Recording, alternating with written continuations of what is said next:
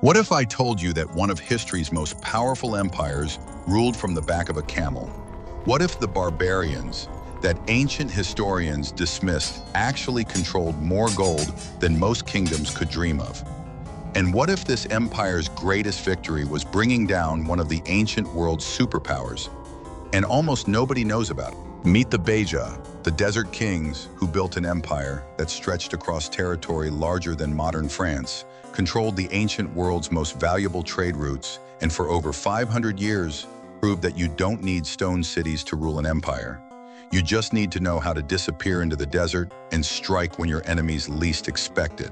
While the Egyptians were building pyramids and the Ethiopians were carving churches from solid rock, the Beja were doing something completely different.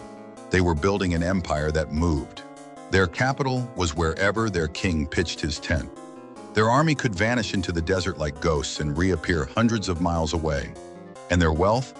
It came from controlling every water source, every mountain pass, and every grain of gold dust between the Nile River and the Red Sea.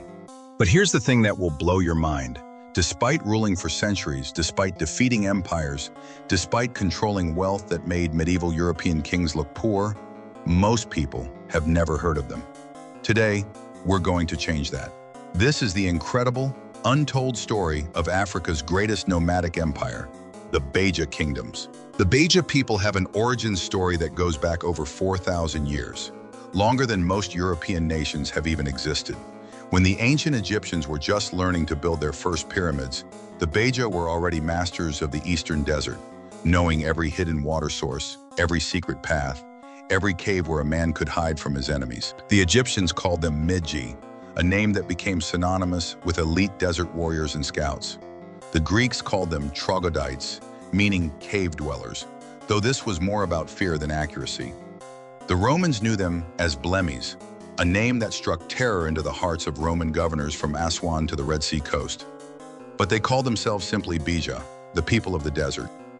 Now here's what's remarkable. Despite covering territory roughly the size of modern Germany, despite being separated by hundreds of miles of harsh desert, the Beja maintained a unified culture for millennia.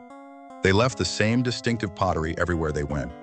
They buried their dead the same way, whether in northern Egypt or southern Eritrea. They carved the same mysterious symbols into rocks across their entire domain. This wasn't just a loose collection of wandering tribes. This was a nation with a shared identity, shared customs, and shared dreams of conquest. But what made them truly formidable wasn't just their unity, it was their mastery of desert survival. While other people saw the eastern desert as an impassable barrier, the Beja saw it as their highway. They could read the desert like other people read books. They knew which clouds meant rain was coming 3 days away. They could find water where others saw only sand and rock. And most importantly, they could use this knowledge to appear anywhere, anytime, like phantoms emerging from the heat shimmer. To understand how incredible the Beja achievement was, you need to understand what they were up against. The Aksumite Empire wasn't some minor local power. This was one of the big four superpowers of the ancient world, alongside Rome, Persia, and China. Aksum controlled the Red Sea trade, minted their own gold coins, and built monuments that still tower over the landscape today. They were the undisputed masters of Northeast Africa for over 400 years. But by the 7th century, Aksum had a problem. The rapid spread of Islam was strangling their trade routes. Muslim armies controlled the Arabian Peninsula, Muslim merchants dominated Red Sea commerce, and Aksum's legendary wealth was drying up. The empire that had once seemed unshakable was suddenly vulnerable, and the Beja, who had been watching and waiting in the desert for centuries, saw their moment. The assault began with the Zanafaj tribe, the most powerful of the Beja confederations. These weren't random raids or minor border skirmishes. This was organized, strategic conquest. The Zanafaj warriors swept up from the desert lowlands into the Eritrean highlands like a flood of armed lightning. Town after town fell to their lightning-fast attacks. Aksumite garrisons, used to fighting traditional armies, couldn't adapt to an enemy that struck at dawn and vanished by noon. By 700 AD, the impossible had happened. The Beja controlled most of what had been the Aksumite heartland. An empire that had stood for nearly half a millennium had been brought low by desert nomads who most civilized people considered primitive barbarians. But the Beja were just getting started. What they did next would prove they weren't just skilled at conquest, they were masters of building something entirely new. By the 9th century, when the Arab historian al-Yaqubi traveled through their territory, he found something that amazed him. The Beja weren't just wandering tribes anymore. They had organized themselves into 6 distinct kingdoms, each with its own ruler, its own army, and its own slice of the vast desert empire. Nagash controlled the northern territories near Egypt. Tankish dominated the Red Sea coastal regions. Belgan, Bazan, Jaran, and Khitai each ruled their own domains, connected by ancient trade routes and bound together by shared culture and mutual defense pacts. What al-Yaqubi discovered was a sophisticated economic powerhouse. The Beja controlled some of the ancient world's most valuable emerald mines, the same mines that had supplied gems for Cleopatra's jewelry and Roman imperial crowns. Their gold mines were so productive that Arab traders would journey for months just to reach Beja territory. But it wasn't just about natural resources.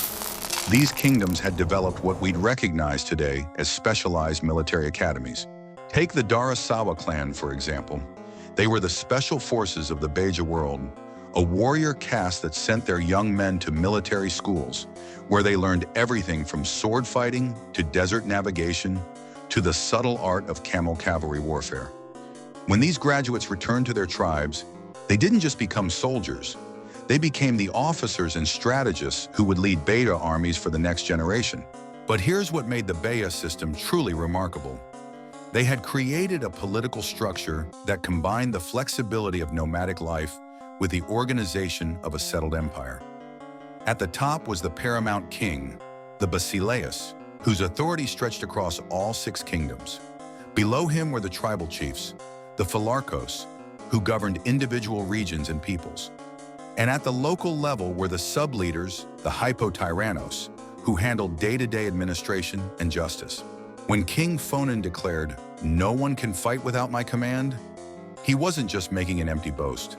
This was a sophisticated military hierarchy where every raid, every battle, every strategic movement had to be approved by the central command. The days of random tribal warfare were over. This was organized professional conquest on an imperial scale. Around 300 AD, the Beja made a discovery that would change the course of African history forever. They mastered the art of camel warfare.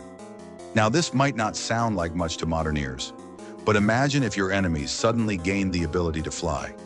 That's essentially what happened when the Beja learned to fight from the backs of dromedary camels. A horse needs water every day. A camel can go a week. A horse struggles in sand. A camel's feet are designed for it. A horse carrying a full-armed warrior and supplies can travel maybe 30 miles a day through the desert.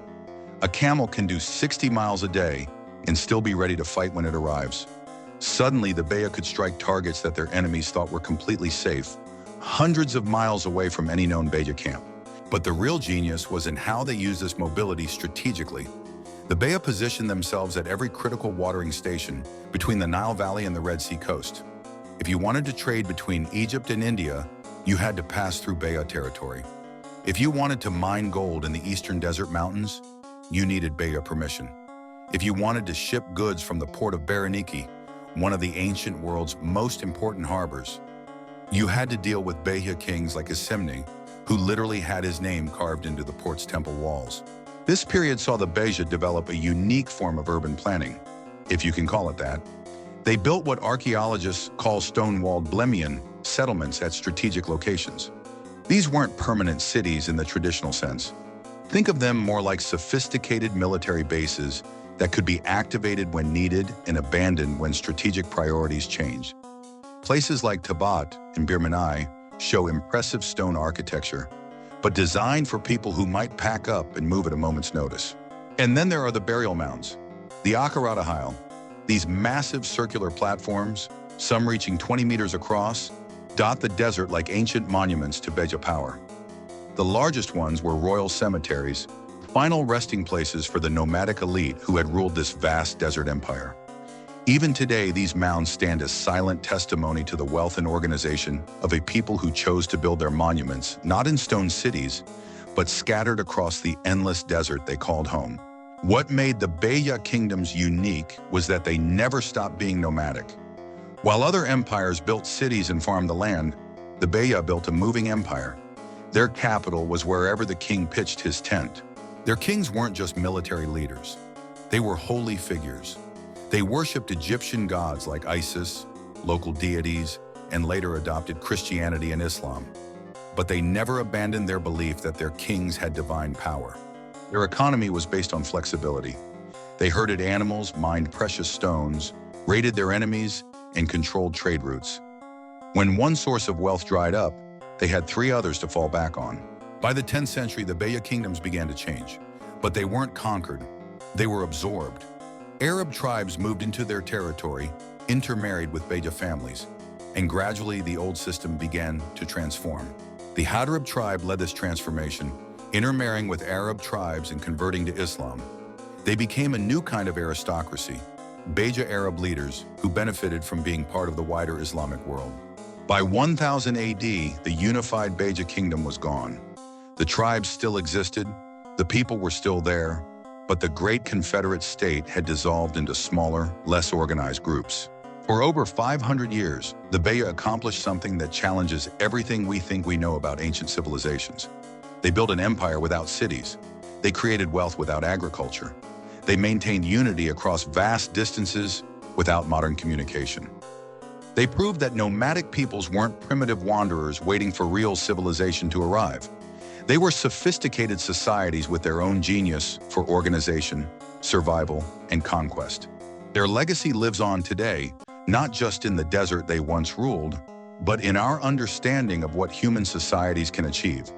The next time you hear someone dismiss nomadic peoples as barbarians or primitives, remember the Beja kings who controlled emerald mines, commanded professional armies, and built trade networks that connected 3 continents.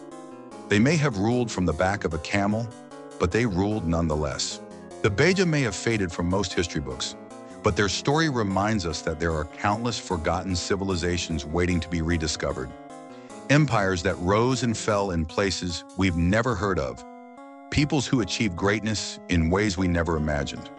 What other incredible stories are hidden in the desert sands, waiting for someone curious enough to dig them up?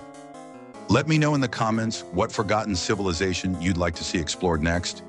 And don't forget to subscribe for more incredible stories from history's hidden chapters.